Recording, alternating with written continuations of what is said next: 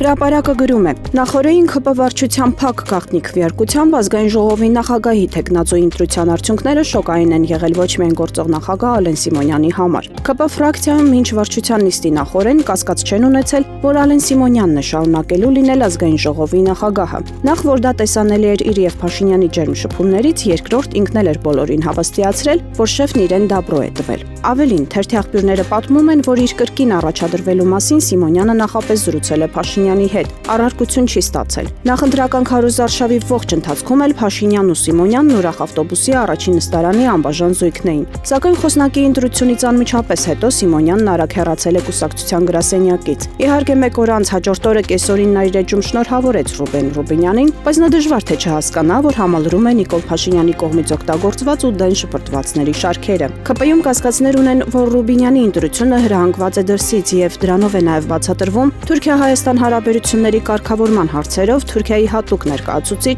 Սերդար Քլիչի արագ շնորհավորանքը, երբ ընդհանուր կուսակցական օրգանը երաշխավորել է Ռուբինյանի թեկնածությունը։ Ստացվում է, որ Հայաստանի իշխանությունը կառավարվում է թուրք-ադրբեջանական տանդեմի կողմից։ Կառավարությունը Ալիևի կամակատարն է իշխելու խորհրդարանում Թուրքիայի։ Հրապարակը գրում է. ՔՊ-ում պաշտոնների բաշխման գործընթացը շարունակվում է։ Ազգային ժողովի խոսնակի թեկնածուի ընտրությունից հետո պատրաստվում են ՔՊ վարչության նիստում փոխոսնակներ ընտրել։ Առաջադրումները սկսվել են նախորդից, երեկվա դրությամբ երկու թեկնածու էր առաջադրվել՝ Վահագն Ալեքսանյանն ու Ալխաս Ղազարյանը։ Այսօր առաջադրումների վերջին օրն է, թեկնածուներն էլեկտրոնային նամակով ուղարկում են իրենց հայտը։ Աշխատակազմը թեկնածությունները պետք է ներկայացնի վարչության քննությանը։ Ըստ ամենայնի եկող շաբաթ էլ ՔՊ վարչությունը կընտրի փոխնախագահների թեկնածուներին։ Թերթին ասել են, որ կարծես թե քաղաքական որոշում կա, որ երկու փոխոսնակներից մեկը կին լինի։ Այս պատճառով էլ ՔՊ գրեթե բոլոր կանայք ցանկանում են առաջադրվել։ Ոմանք վստահ են, որ սա Նիկոլ Փաշինյանի հերթական թատրոնն է, ոչ մի ընտրությունն էլ չկա, ինքն է որոշողը։ Մյուսները պնդում են, որ որոշ դեպքերում ընտրվողները Նիկոլի սրտով չեն, նա չէր ուզենա, որ նրանք ընտրվեին։ Փաստը գրում է. կառավարությունը հավանություն է տվել բջջային սարքավորումների ԻՄԵ-ի կոդերի միասնական համակարգներ դնելու օրենսդրական նախաձեռնությանը, ինչը լուրջ մտահոգություններ է առաջացրել տեղեկատվական անվտանգության ոլորտի մասնագետների շրջանում։ Թեև պաշտոնական մակարդակով այս քայլը հիմնավորվում է ստվերային շրջանառության դեմ պայքարով եւ հեռախոսների գողության դեպքերի կանխմամբ, փորձագիտական դաշտում սա որակվում է որպես քաղաքացիների նկատմամբ համատարած հսկողություն հաստատելու գործիք։ Ծրագրի համաձայն ստեղծվելու է կենտրոնացված տվյալների բազա, որտեղ միմյանց կապակցվելու են քաղաքացու անձնագրային տվյալները, հեռախոսի անհատական ծածկագիրը եւ բոլոր ակտիվ հեռախոսահամարները։ Սա նշանակում է, որ իրավապահ մարմինները հնարավորություն կստանան ցանկացած պահի ճշգրիտ հետևել, թե կոնկրետ ով, ինչ սարքով եւ որ վայրում է միացել ցանցին, ինչը դուրս է գալիս զուտ հարկային վարչարարության շրջանակներից։ Մասնագիտական շրջանակները մատնանշում են նաեւ համակարգի տեխնիկական խոցելիությունը։ Միլիոնավոր օգտատերերի տվյալներ ներառող նմանատիպ պետական շտեմարանները հաճախ չեն դիմանում ծանրաբեռնվածությանը եւ խափանվում են, ինչը կարող է հանգեցնել կապի համատարած անջատումների։ Բացի այդ, նախագծում առկա է դրույթ, որը համակարգի ադմինիստրատորին իրավունք է տալիս հավաքագրված տեղեկությունները թվային ծառայությունների տեսքով տրամադրել այլ պետական կառույցների կամ մասնավոր ընկերությունների, ինչը լրացուցիչ ռիսկեր է ստեղծում տվյալների ոչ նպատակային օգտագործման համար։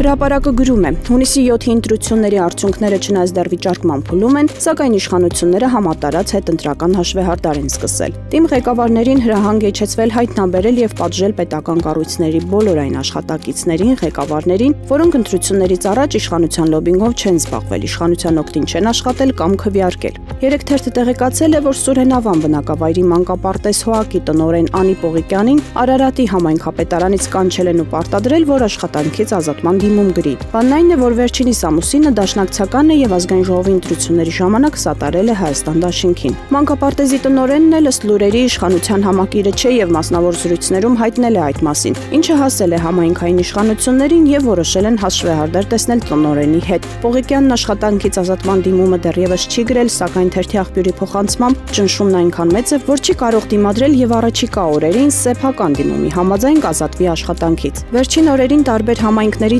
դպրոցների ուսուցչական կոլեկտիվներից են թերթին ահազանգում, որ իրենց ստիպում են ազատման դիմումներ գրել։ Փաստորեն Նիկոլ Փաշինյանը որոշել է ողջ պետական ապարատը եւ պետական հիմնարկները ՔՊ-ականացնել եւ չհանդուրժել անգամ մեկ քվեի այլակարծություն։ Հրապարակը գրում է. Նիկոլ Փաշինյանն առաջիկայում մամուլի նոր խոսնակ կունենա, քանի որ ներկայիս խոսնակն Ազելի Բաղդասարյանը ՔՊ պատգամավորության թեկնածուների կազմում է եւ տեղափոխվում է խորհրդարան պատգամավորի կարգավիճակով։ Բաղդասարյանը Փաշինյանի խոսնակ է նշանակվել 2023 թվականին, ազատվելով Շիրակի մարզպետի պաշտոնից, որտեղ նա գործուղվել էր դարձյալ խորհրդարանից։ Նոր խոսնակը ըստ որոշ լուրերի քաղաքապայմանագիր կուսակցության երիտասարդական կառույցի խորհրդի քարտուղար 26-ամյա Մելանիա Հարությունյանն է, որը ի դեպ նախընտրական քարոզարշավի ողջ ընթացքում քայլել է Փաշինյանի հետ, իսկ կառավարությունում կայացած վերջին բրիֆինգի ժամանակ կանգնած էր լրագրողների հետևի շարքում։ Ժողովրդի տեղեկություններով ՔՊ վարչությունում քննարկվել է նաև խորհրդարանական խմբակցության ղեկավար կազմի փոփոխության հարցը։ Ըստ այդմ գործող խմբակցության ղեկավար Հայկ Կոնջորյանն ու քարտուղար Արթուր Հովհաննիսյանն այլևս չեն դիտարկվում որպես այն գործիչները, որոնք կարող են շարունակել զբաղեցնել իրենց ներկայիս պաշտոնները։ Ըստ թերթի տեղեկությունների Հայկ Կոնջորյանի դեպքում բացասական ազդեցություն են ունեցել ինչպես հանրային մեծ արձագանք ստացած ընտանեկան թեմաները, առանձնատների արտոնյալ պայմաններով ձեռք բերված գույքի, ինչպես նաև եղբոր, քրոջ եւ մոր անվամբ ձևակերպված գույքի վերաբերյալ հրապարակումները, այնպես էլ նրա քաղաքական կենսագրությունը։ Ինչ վերաբերում է Արթուր Հովհաննիսյանին, ապա կուսակցությունում նույնպես գիտակցում են, որ հանրային ընկալման մեջ նրա անվան հետ կապվող նախկին աղմկահարույց թմրանյութի պատմությունը մինչ օրս չի մոռացվել եւ շարունակում է բացասաբար անդրադառնալ նրա քաղաքական վարկանիշի վրա։ Այդ պատճառով նա եւս այլևս չի դիտարկվում որպես խմբակցության քարտուղարի պաշտոնը պահպանելու կամ այդ ուղղությամբ առաջ շարժվելու թեկնածու։ Այսպիսով կուսակցությունը նախընտրում է իր ներսում բարձր հեղինակություն ունեցողներին առաջ տանել։